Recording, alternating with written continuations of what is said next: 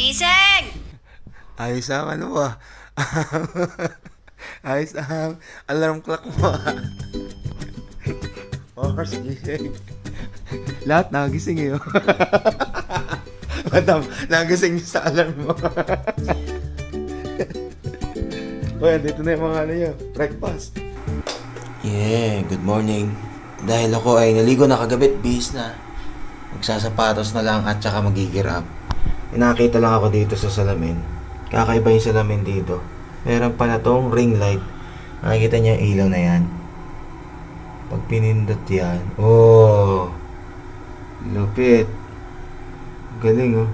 Dito sa banyo, meron na talagang nakalagay na shampoo at saka body wash. Samantalang diba sa ibang hotel, panay nakapak yung mga ano, katulad nito, yung hand soap, mga ganyan oh. Mga nakapak na yung mga gagamitin mo, yung mga toiletries. Ano? Huwag mo sabihin pinuhit na naman kita. Mas maaga ako natulog sa'yo. May tulog ka na yan, ha? Sakit-sakit ng tulog mo yan. Baka sabi mo, inaantok ka na rin. Breakfast. Hot dog. Para may lakas na mamaya. Mukhang kukulangan sa'yo yung isang ganito lang sa dika. Ang ganito. Ano ba yun? Longganisa? Sa umaga?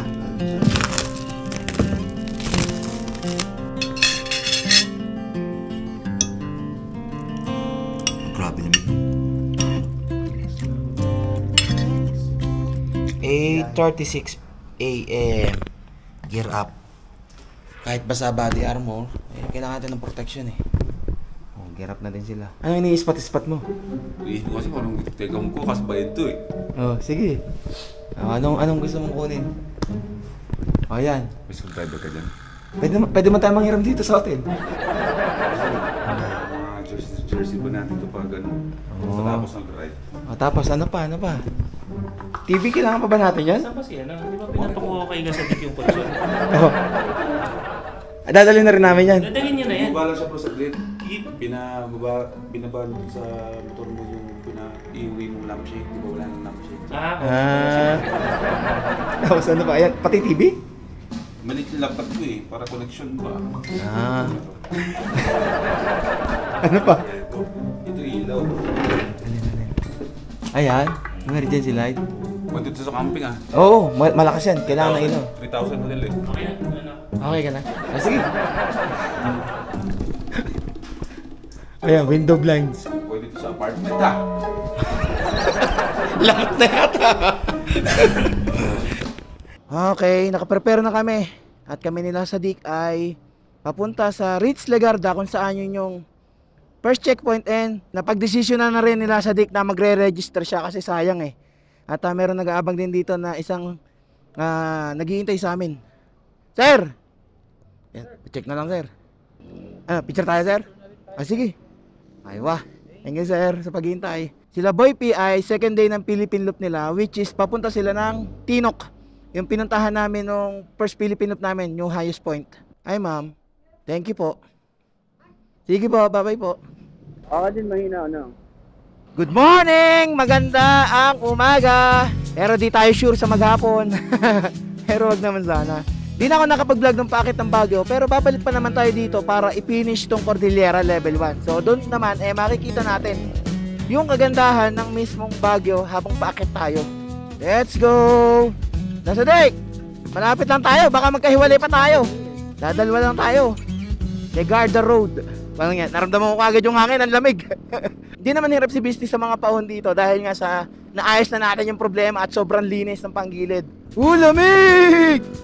Basa-basa pa naman yung ano ko, body armor. Ramdam ko.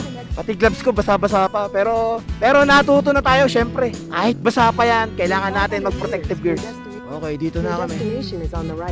Ayan, Ritz Legarda. Paano bro? Thank you, dito na kami. Oo. Ingat ha.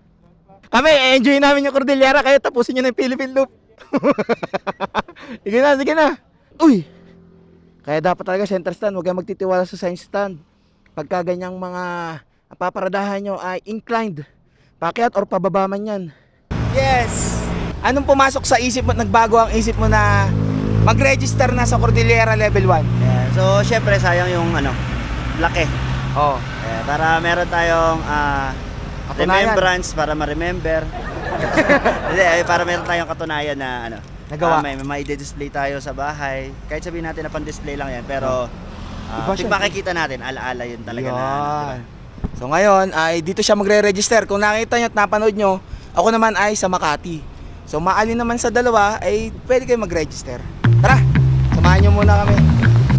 Ma'am, saan po magre-register ng Cordillera?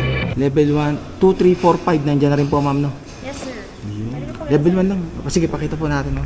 So level 1 nakita nyo na yan sa akin at nakita nyo na rin kung ano yung mga ruta. So level 2, kung mapapansin ninyo, level 1, 4,800. Level 2, dinoble na, 8,747 curves. Level 3, 11,000 na. Ngayon, ang ruta ng level 4, 12,000. Bukod sa 12,000 curves na yon, is coordinator na lang yung ibibigay sa inyong ruta. Tapos, may mga ruta na ang daan ay hindi pa gawang kalsada. Yan ang level 4. And ngayong taon, nagawa lang din yung level 5. Level 5 Adventure Tour. So, may nakalagay sa kanya na 9,925 curves, 810 kilometers. Ang bilis, no? 810 kilometers lang ha.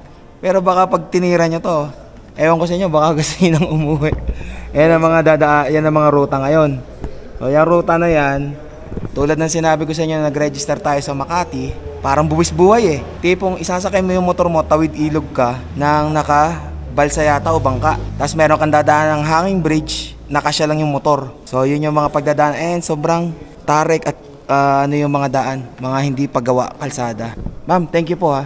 So nakapag-register na sila sa DIC at habang kinukuha niya yung passport doon, ipaliwanag ko sa inyo kung paano yung naging proseso namin dito sa Ritz Legarda. So dati kasi dito pwede mag-walk-in, kumbaga dito ka na mag-fill up ng registration form, dito ka na rin magbabayad. Pero ngayon, nabago. So makikipag-coordinate ka muna kay Ma'am Jackie Ables na ikaw ay magre-register ng Cordillera Level 1 hanggang 5. And then doon ka na rin sa kanya ng payment, magbabayad through GCash. And then yung mga kailangan na information tulad ng pinilapan ko noon sa Makati kay Sir Darwin. And after that, ipapakita nyo na lang sa mismong desk yung payment nyo at saka yung registration. And sa ganon, maibigay na sa inyo yung mismong inyong passport. At pag naibigay na yung passport, nasa sa inyo na kung dito kayo kukuha ng finisher kit or doon sa mismong Makati.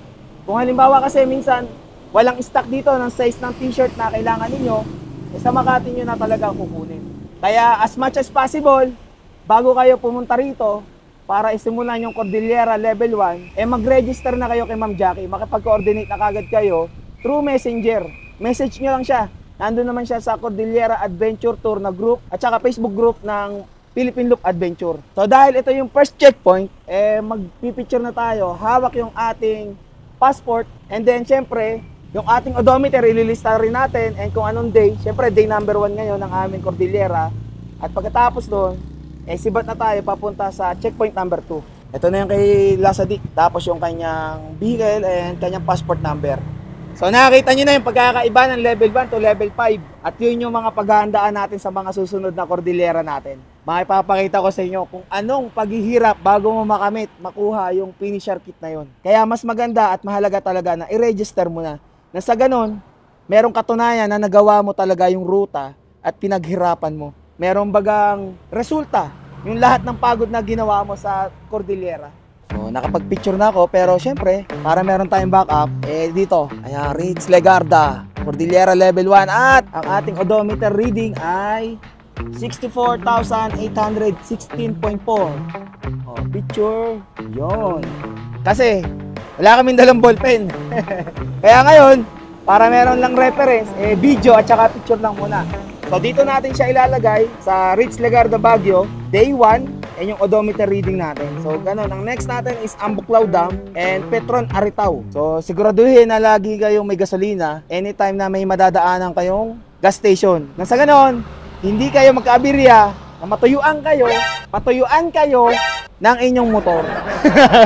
Ready na kami mga kabakbak. Pero syempre, bago tayo umalis at simulan tong adventure na to, tong challenge na to sa aming mga sarili, humingi muna tayo ng gabay sa ating mahal na Panginoon sa biyahe namin to. Ngala ng Ama, ng Anak, Espiritu Santo. Amen. Lord, gabayan mo kami ngayon sa araw na to na tatahakin naming biyahe. Bigyan mo kami ng guide at saka yung mga makakasama namin at iba pang makakasabay namin sa biyaheng to. Gabayan mo rin sila sa mga biyahe nila. And sana ay bigyan mo rin naman kami ng magandang panahon, ng maghapon hanggang sa matapos namin. At gabayan mo rin ang aming kasama na sila Boy P, Motor ni Juan, para sa kanilang Philippine look. Enjoy natin to, bro. Maraming salamat po sa lahat. Amen. Woo!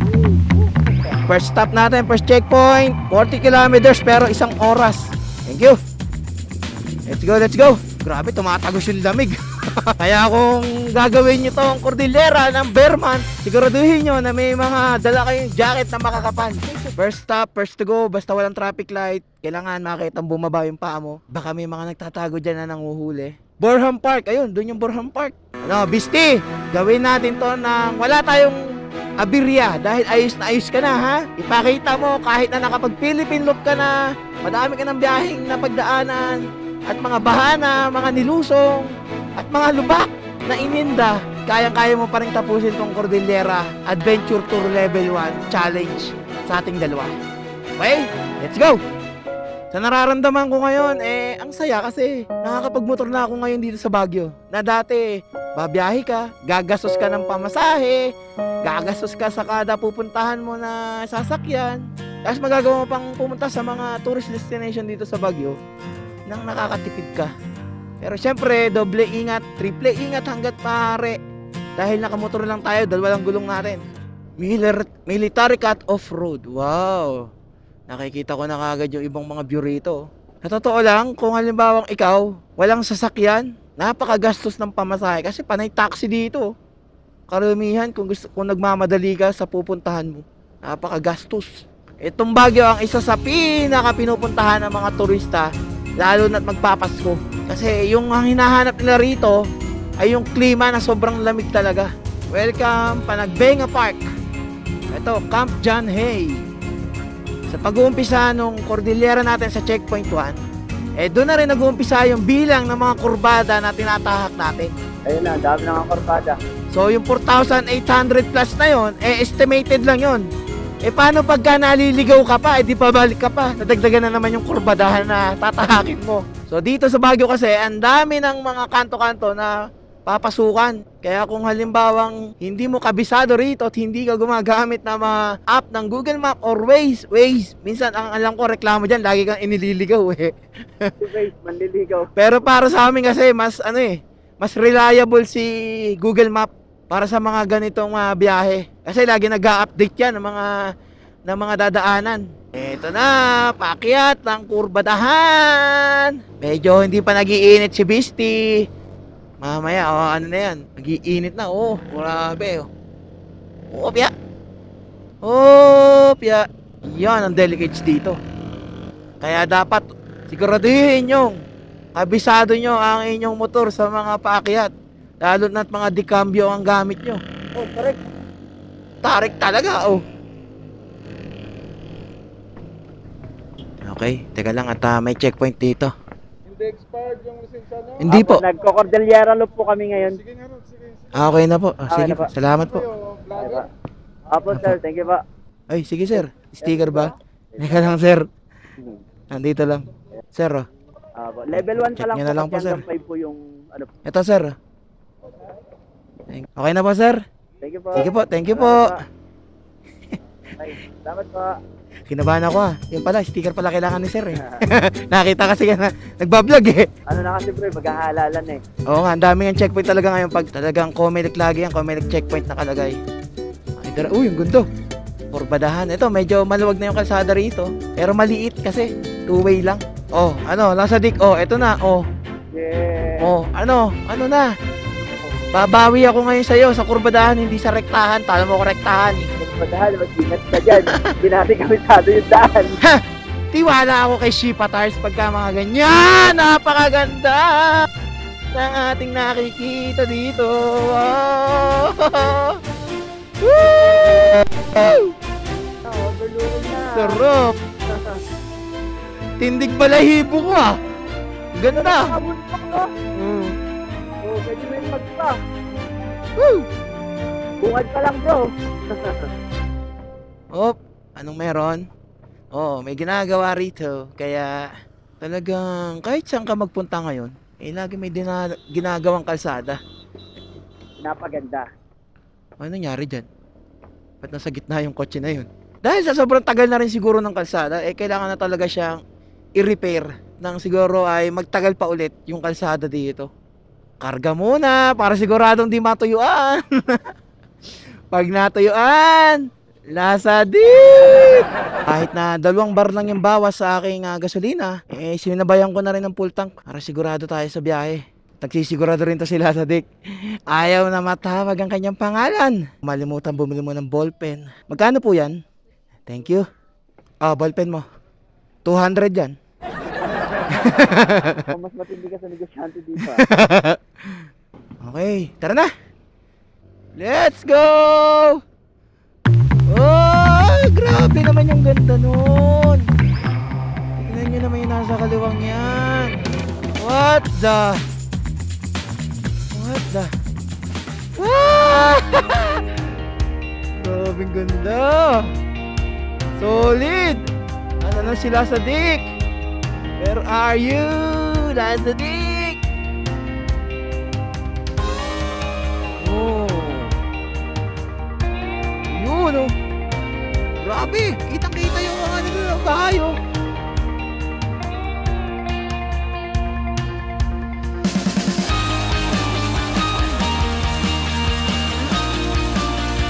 Kurbadahang walang humpay.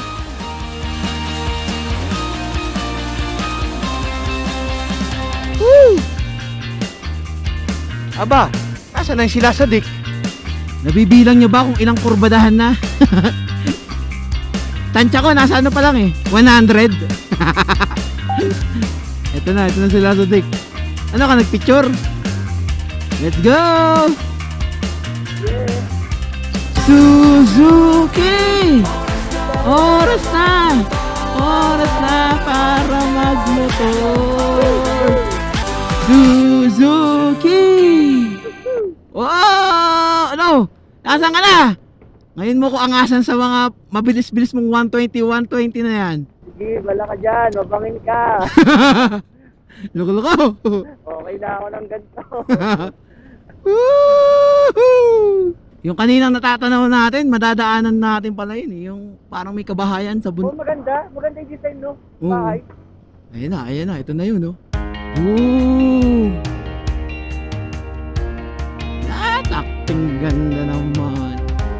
Sa susunod na Cordillera natin level 2, sana Suzuki! Alam mo na yun. Suzuki na gamit natin. Yeah. Oh, sana napapanood niya to. Lang nga bro, pagka nasiraan ka talaga dito, wala kang dalang gamit, paktay na! Wala! Ako meron. Anong tools gamit mo? Mga pangkala. Oh, ang tanong, Oh, may pamalit kang pyesa pagka may ano. yun lang. Pero ang madalas naman natin syempreng dala yung madalas na nagwe-wear and tear ng mga pyesa na katulad ng belt. Kung nakikita nyo, 3 yung meron ako ngayon. Kung magka-aberya man, wag naman sana yung wala tayong dalang pyesa. Oo. Wala. Sabi lagi, expect the unexpected. Pag mga ganyang adventure, bahala na si Batman. Sa totoo lang, kapag kayong mga biyahe na tipong wala kayong naranasang bawang aberya or ano, parang hindi gaanong excitement wala kang ano Yung challenge na nga nandun na yung challenge kung paano mo haharapin yung mga bigla-biglang sumusulpot na challenges yun yung masarap. Walang buhay na laging patag. Parang bundok yan, yung buhay natin. May pataas, may pababa. Ganun talaga. Kaya importante, matuto kang mag-adapt kung ano yung mga nangyayari. Kasi nangyayari talaga yan. Kahit hindi natin gusto yung ibang militan. Dash Lasadi. Binilang mo na ba kung ilang kurbada na nakaano natin, natatahak natin? Ay naku, may nilo ko kami bilang ng pagkakas. Oh, banking. Kung mapapansin nyo, ilan na lang pala yung ano dito, nadaang sasakyan sa ruta na to. Ano to, may daan dito. Ba tayo? Hindi. Ba't tayo bababa dyan, Gagi? Baka hindi na tayo makaakit nyan. Alam ko gusto mo Gagi. Madali akong kausap. Law of attraction. Ano? Magkakaroon kami ng drone. Magkakaroon kami yan sa oras na mag-Cordillera ulit kami. God will always provide. Kung anong kailangan, mas kailangan, yun ang ipoprovide ni Lord. So kung gagawin nyo nga pala itong Cordillera, ay siguraduhin yung makapal pa ang inyong brake shoe at brake disc pad. Kasi talagang pepreno at pepreno ka dito. Tingnan nyo naman yung tatahakin pa natin, parang bulate oh. Wala na sila sa deck, wala na, andun na oh. Pagdating na naman ng rektahan, ako na naman yayariin yan. 21 kilometers pa. Grabe, ang bagal talaga pagka panay kurbada. Welcome, roadside Itogo, Benguet. Oh, ang ganda rito. Oh, yeah. Huwag kang overshoot dito. Ang hirap dumampal dito pagka gabi or madilim na. Oh, lalo kapag wala kang malinaw na ilaw, yari ka dito. Yung pa pala, isang kailangan nyo i-consider kapag Cordillera, ilaw na malakas. Kasi di mo masabi kung abutin ka ng gabi. Or kung gusto mo, madilim pa, ititirahin mo na. Itong Cordillera na to. Uy, mga nakano, ayun kayo. Suzuki pala oh. Suzuki! Thank you! Safe trip! Thank you din po. Salamat sa paalala. Haha! Ang sarap, huwag ka lang malilibang masyado. Naalala nyo nung Philippine Loop namin doon sa may Bungabon? Na halos sumuka ako sa mga bangkingan. Yun na yung practice natin. Kumbaga, eto na yung mismong pinag-practicean natin yun. Kumbaga, let's put up to the real test yung naranasan natin ng Bungabon. Ang kurbadahan naman kasi doon panay siko. Dito, halos malalaki naman yung yung pakurbada niya. Kaya okay lang. Hindi ako gaanong mahihilo. Pero di tayo sure. Bakit meh? Baka nga pala yun. Nga. Mali. Ay! May mga tachi. Madulas yan. Kahit ano pang gulong, pag sinagasaan mo yung mga tachi, dulas ka dyan. Ay, grabe. Ika lang. Pinakita akong maganda. Doon kami bababa oh. Oy, tumigil ako. Ito ako sa tabi. Ay! Yun yung bababaan natin, oh. Ano, kaya? Bakit yan? Ayun, madaling sikaran. Green na green yung nakikita ko ngayon dito, oh. Di ba? Sa ano na ang Shipa, green na green, oh. Oh! Doon tayo bababa mamaya. Oy, sila sir, ang dami din dalaw. Ito yung isang kagandahan. Kapag ka sa mga Philippine Loop at saka Cordillera Loop, ang gusto talaga nila is i-enjoy mo yung biyahe mo. Hindi yung parang tipong sumali ka ng endurance na nagmamadali ka.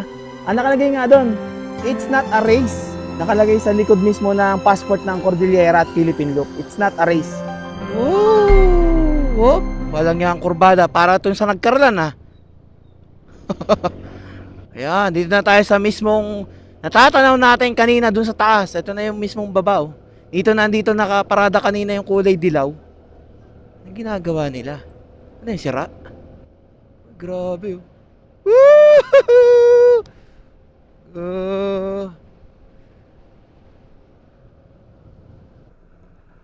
oh. Bukod Municipal Hall 31.18, Mount Pulag 35, Kabayan Municipal Hall, Kabayan 58 kilometers. Grabe yung mga dala oh. Ito po, yung mag-GX. Sabayan natin. Kaya natin sabayan yan. Panay kurbadahan naman eh. Hirap yan sa, tabo. Big bike. Darating yung time na ganyan din tayo bro. Ayan o, 5 oh. Sabi ni John, Max, darating daw yung time. Ayan. Good, kami. Ganyan dala natin, Himalayas na tayo. Titigil muna sila sir eh. Ayun na muna sila. Yes Yes, sir. po, ride safe po, ride safe. Grabe yung Ride mga safe, sir. nila. Ingat po, ingat. Ingat. Lalaki Grabe. ng mga ano nila. Ng motor. Nakaka-inspire makakita ng ganun tapos ganun karaming dalang gamit. Bagay na bagay sa atin yun.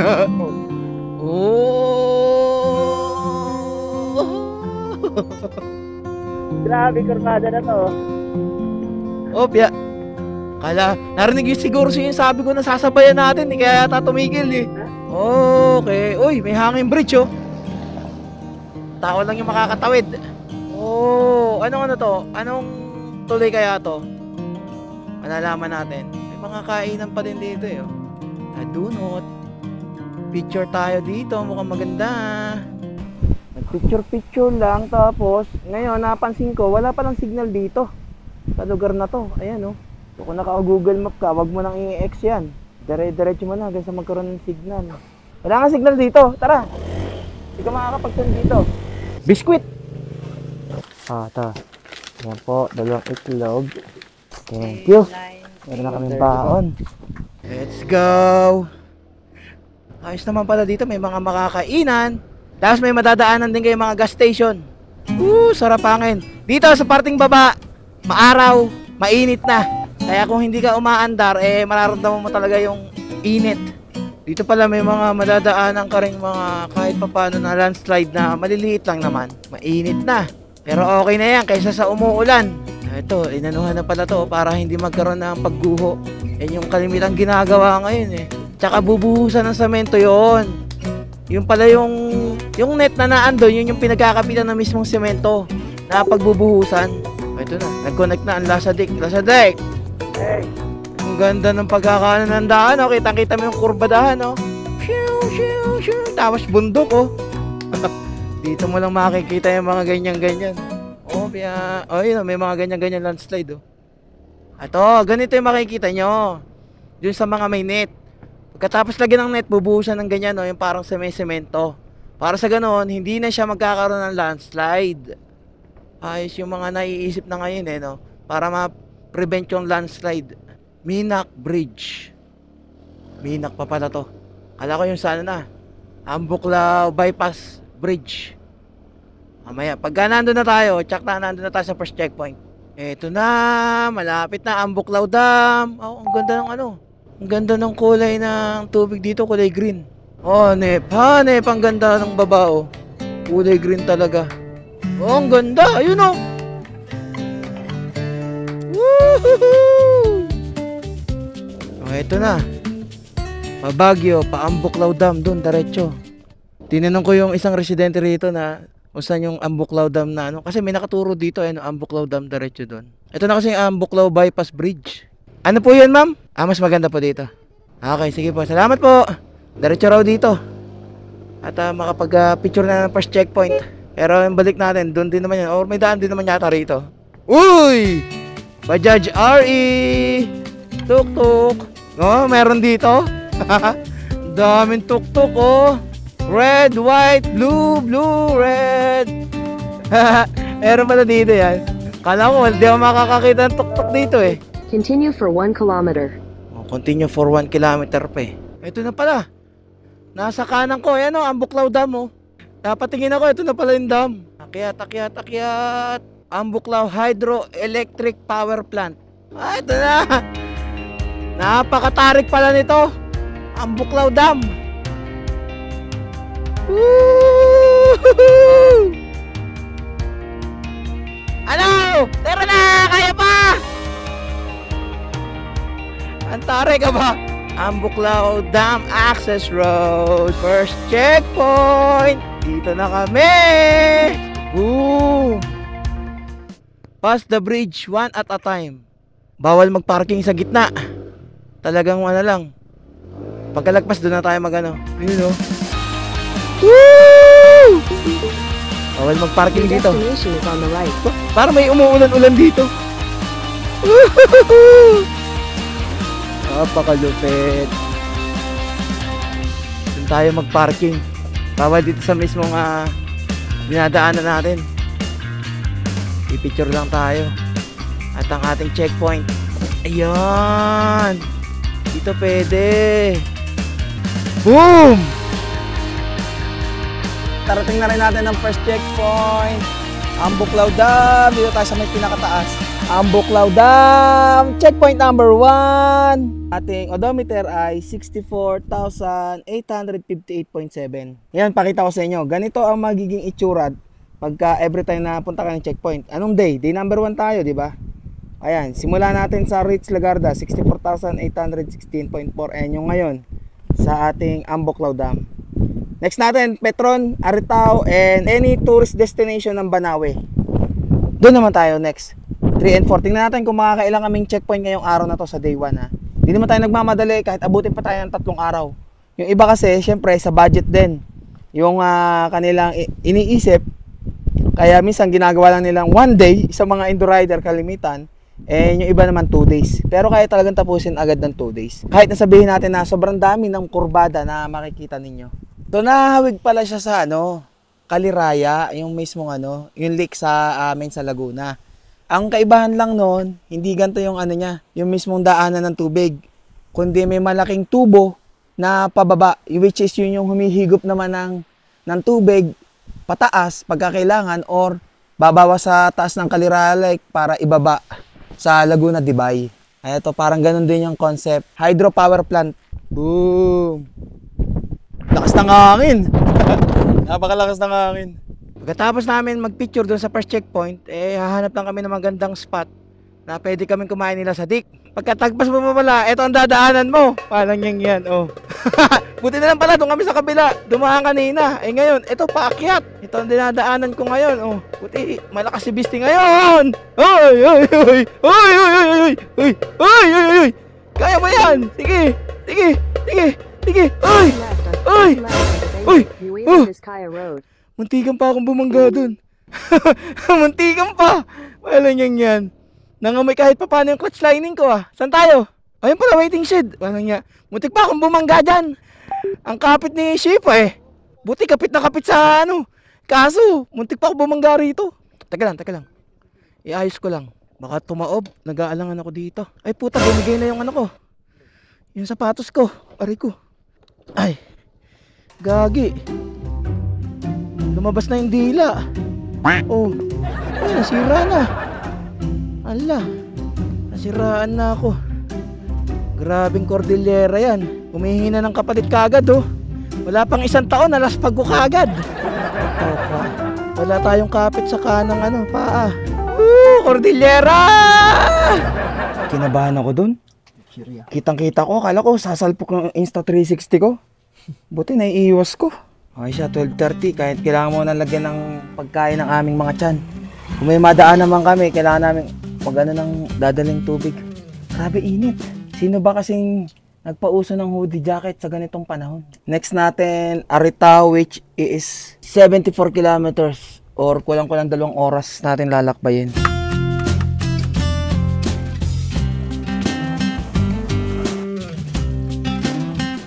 Itlog, pampalakas ng tuhod.